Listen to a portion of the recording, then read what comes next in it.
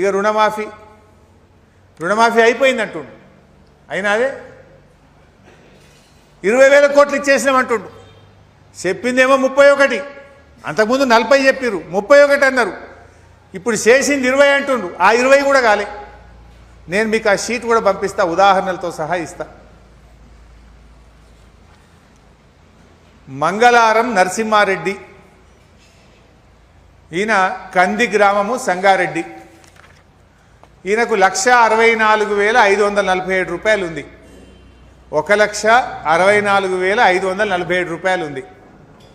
మంగళారం నరసింహారెడ్డి, కంది గ్రామము, సంగారెడ్డి మండలం. ఈయనకి ఇంతవరకు రుణమాఫీ కాలే. ఇలా పొద్దున కూడా మాట్లాడినా. ఈయన ఫోన్ నంబర్ కూడా దీని మీద ఉంది, నేను జర్నలిస్టులకు ఇస్తా, మీరు కూడా మాట్లాడండి. ఒకటి. రెండవ రైతు జంగం రాజశేఖర్.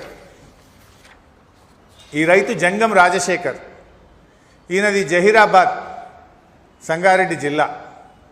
ఏపీజీవీబీ కాజీపూర్లో 1,07,251 రూపాయలు అప్పు ఉంది. నాకు 1,07,251 రూపాయలు అప్పు ఉంది. ఇంతవరకు ఈయనకు రుణమాఫీ కాలేదు. రేవంత్ రెడ్డి రుణమాఫీ అయిపోయింది అంటాడు. మూడవ రైతు కనకారెడ్డి, అంకిళ్ళ కనకారెడ్డి. తండ్రి పేరు మల్లారెడ్డి. సిరిసినగండ్ల గ్రామం, కొండపాక మండలం, సిద్దిపేట జిల్లా. ఎస్బీఐ ఏడీబీ సిద్దిపేటలో 1,11,703 రూపాయలు అప్పు తీసుకున్నాడు. 1,11,703 రూపాయలు కనకారెడ్డి తండ్రి మల్లారెడ్డి ఎస్బీఐ ఏడీబీలో అప్పు తీసుకున్నాడు. ఇంతవరకు ఈయనకు రుణమాఫీ కాలేదు.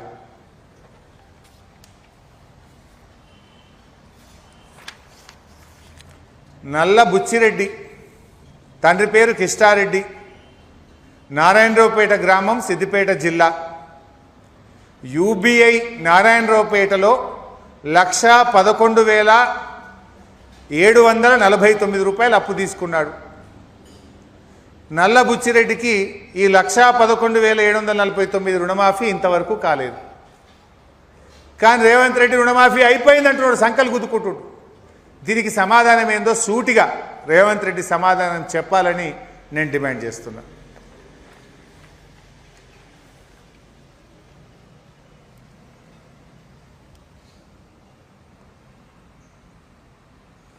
ముచ్చర్ల రాజారాం,